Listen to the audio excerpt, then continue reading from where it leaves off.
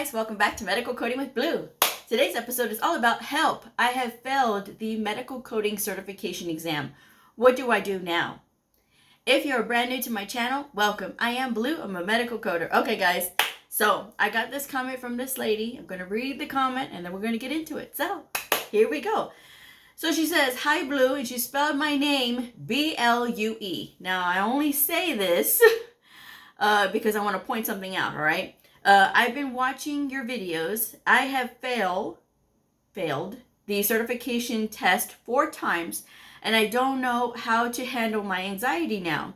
I don't know what to do. I love your videos, your tips, and I was wondering if you have any piece of advice for me. I would really appreciate it. Thank you. And this comment was put on literally on the video, tips to pass the medical coding exam, CCA, CCS, CCSP, or CPC.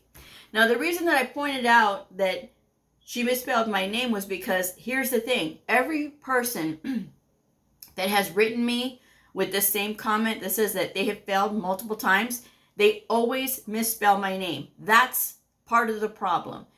Lack of attention to detail. Guys, my name is B-L-E-U, not B-L-U-E, B-L-E-U. That is on the title of my channel. It is on every single video of mine. It is B-L-E-U. If you are not properly spelling my name and you're asking this question, it is a lack of attention to detail that is getting you. That's part of it.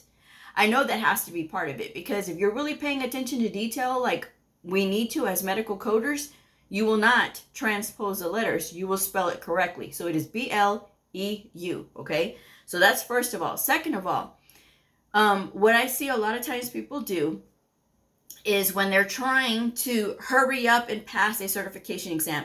First of all, let's not rush, because if you're rushing, that's what you're going to continue to do. You're going to continue to pay out more money. Now, I don't know if which test she took, or, you know, how many times she's had to pay or whatever, but I know it's at least over $1,000 already, okay, that she spent on exams. So let's be realistic. Even if you have failed your exam by maybe a couple of points and you say, "Well, Blue, I'm just going to schedule it for a month later." No, you need 3 months. That's going to be my advice. And I'm going to hold to that, because yes, AHIMA has changed their waiting period from 90 days to 30 days. But here's the thing, guys. If you have failed a medical coding certification exam, whether it is through AHIMA or AAPC, right? If you have failed one of these exams, there's a reason. And if you tell me, "Well, it's because, I have real bad test anxiety." First of all, you have got to stop saying that you have really bad test anxiety, because the more you're saying it, the more you're reinforcing it to your brain that that's what you have. No. What you have is a lack of study and a lack of, okay, well, we're always going to be stuck in this mind frame of, I have test anxiety, I have test anxiety. No, you're not preparing yourself enough. I'm just going to be honest with you. And for some people, I know this is going to upset you and you're probably going to dislike the video. I don't care, because whether you like it or dislike it, it still pushes YouTube to say, okay, people are watching this, so we're going to push more of her videos out. So thank you. But here's the thing, guys. When you are preparing yourself for these exams, I have said it so many times, this is going to be like the mantra on my channel. We have to know what doctors know while never having gone to medical school. If you are not studying medical terminology, anatomy, pathophysiology, if you're not studying those actively, that's going to show in your code selections. If you are not reading the coding guidelines, that's going to show your lack of understanding of even how to code, okay? So if you're not doing any of those things, that's your first mistake. So you need to start incorporating that in. If you are not studying 20 hours per week for these tests while you're preparing yourself for these tests, no matter how big shot you think you are, as far as like how much you think that you're ready, if you are not studying 20 hours per week, it will show on those tests. And you can't just sit here and say, "Well, I'm just going to see if I pass it. Let's just see if I pass it," without really trying hard. Come on, guys. That's the thing. When it comes down to these tests, they're very serious. And you have to be practicing. And if you're saying, well, Blue, I'm practicing, but I don't really understand and I keep coming up with the wrong answer, you need to find yourself a mentor, and a mentor will help you for free, or you need to spend a little bit of money and hire yourself a tutor, okay? There's a ton of tutors on LinkedIn. I'm a tutor myself, but it's December and I have no more bookings until January. So if you're interested, my rate and contact information is in the description box below. No, I will not respond to your question in the questions if you're asking me how to contact you, because again, it is in the description box below. I'm not going to keep sitting here repeating myself when it comes to that, guys, because you can find that. It's very easy to find me. Very easy when it comes to how to contact me and what my rates are for, my services. So there's the thing, guys. You have to start taking personal responsibility for that. So let's just get all of that out of the way. All of that, oh, I have test anxiety. Get it out of there, because that's stinking thinking, okay? You don't need to be burdening yourself with that. And then if you're thinking, well, if I don't pass this test, stop. What you have to do now is you have to go back to the books and you have to start practicing studying. And I have said my tips so many times, but again, I get a lot of these that come in waves with, I'm failing. What do I do? You have to go back to the books and practice. If your book is cluttered with tabs, take them off. Because if you are studying like you're supposed to, you're not going to need those tabs. And if you start hyperventilating and telling me that you need them, you're not using your book appropriately. And before you think, oh, well, what do I need to write? Where all the notes go? Guys, don't write in your books. These coding books, your coding manuals, your ICD-10-CM, CPT, and ICD-10 PCS, and your HCPCS book, these are not workbooks. These are reference books to help you to find the correct answer. It has all of the answers in it. You just have to learn to read it. So start off by getting acquainted with all of your books, because that may be also part of the problem too, is that you're not acquainted with the books. And for a lot of times people will be like, okay, well, I'm just going to look it up in the index and then, I'll look it up in the tab. No, guys. You need to take the time, take a Saturday or take a Sunday or whatever, and just open up your book and look at them to see where everything is at. You don't have to read everything, but it will make you more comfortable with the book. And that's the problem. A lot of times people get so intimidated by these books because they're so big and there's just so much to them. And they're like, well, I don't know. Guys, that's why you have to spend time with the books, so that you don't have that problem. But let's be realistic first, okay? So stop trying to take it within 30 days, the retake again. Even if you only failed it by a couple of points, you need to wait at least 3 months. That's my personal advice to you. If you're asking me what my advice is, I have taken 3 medical coding certification exams successfully. I've been a medical coder for 15 years now. So that's the thing, guys. I know a little bit about what I'm doing and what I'm telling you. And so the more time you take, these 3 months, right, to study and be really on it, and really be sure of yourself when you're out there trying to, work these codes and things like that, the better off you'll be. And how do you get there? You get there by practicing. You get there by listening to the guidelines. I've said so many times how to listen to the guidelines. I'm not repeating it again, guys. You can Google it. So do that. Listen to the guidelines or read the coding guidelines, ICD-10-CM guidelines once per week, okay? Listen to them in their entirety, because that's going to tell you the sequencing things. And if you're depending on these coding prep, the exam prep books, you're in the wrong, because those exams are going to be different from what's in those coding prep books. And a lot of times people will tell me that, they've spent time memorizing that book and none of those questions were on the exam, because they're not supposed to be. And why anybody would think that, I don't know. Guys, if everybody had the same questions, then everybody would be able to pass these tests just by memorizing it. And then what happens? We would have a whole industry of people who are not competent to be able to do what we do. It takes a lot. It takes a lot of knowledge, and a knowledge that you build on over time, okay? It's not going to happen overnight. It's 15 years in for me and I'm still learning. I always say this, we have to know what doctors know while never having gone to medical school. I spend majority of my career feeling like I've got to hurry up and catch up because, these doctors, they know a lot, they know everything. And whereas I'm trying to catch up, I'm trying to make sure that I understand my pathophysiology. I'm trying to make sure I understand pharma and all these things, in addition to the regulations and everything else that I have to understand personally, that they don't really have to concentrate on, but I do. Because it's my duty to make sure that I understand the coding guidelines, I understand the regulations as they are updated every single year, and I've got to be able to do this to help them, to help my providers, okay? And I have to be able to understand what they're saying so that I can appropriately code. And it's not just about trying to pass this test, it is about passing the test and then getting out there and, becoming a coder. But you really have to have a good grasp of what's happening when you're doing those things. And guys, please don't tell me that you can't afford all these things, because there's a lot of resources out there that are free. I've said this many times. If you go to justcoding.com, if you don't want to get the workbooks, which I recommend getting the workbooks, and the workbooks are in the description box below.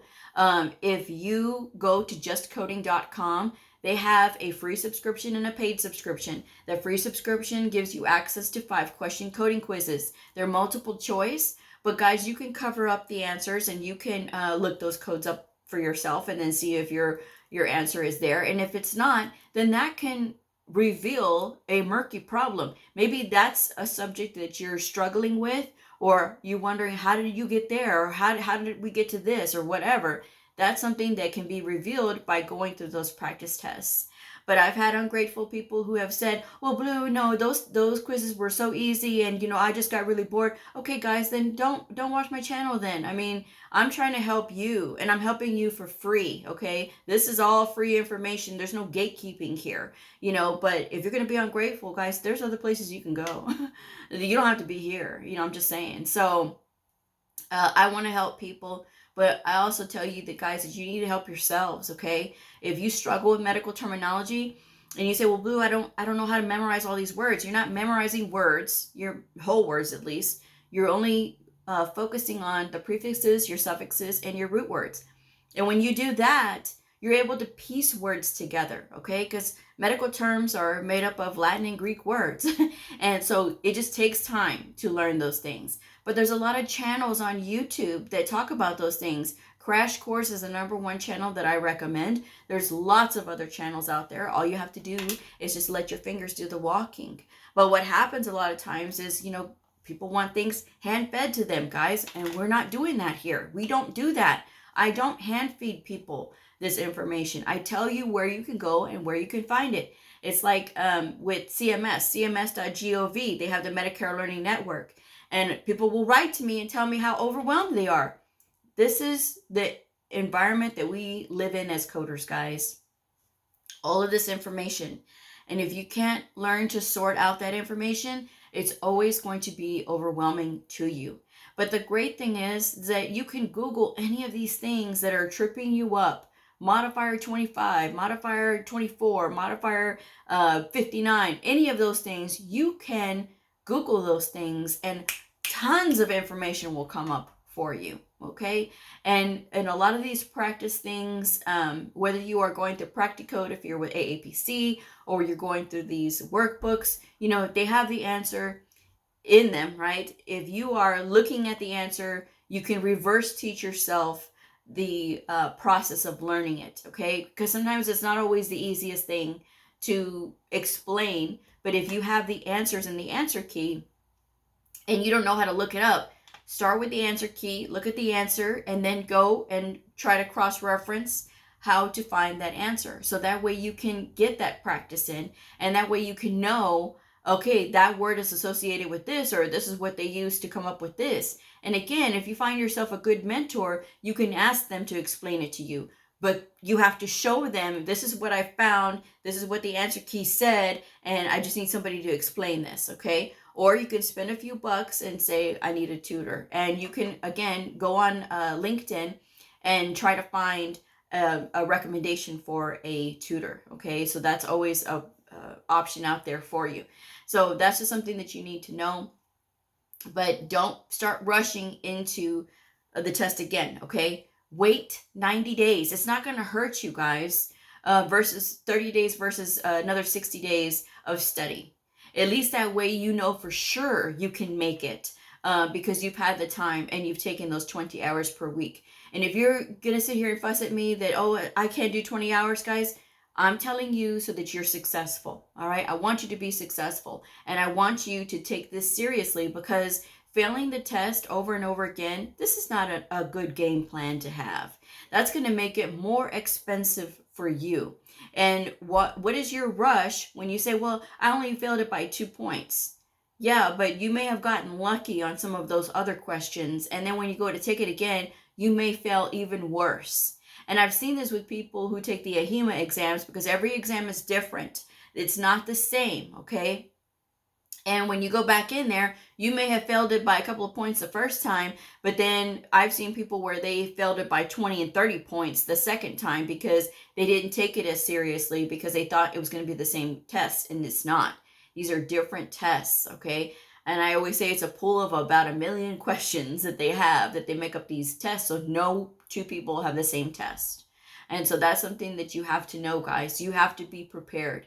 And how do you prepare? You prepare by getting yourself in the right space with, stop saying that you have test anxiety.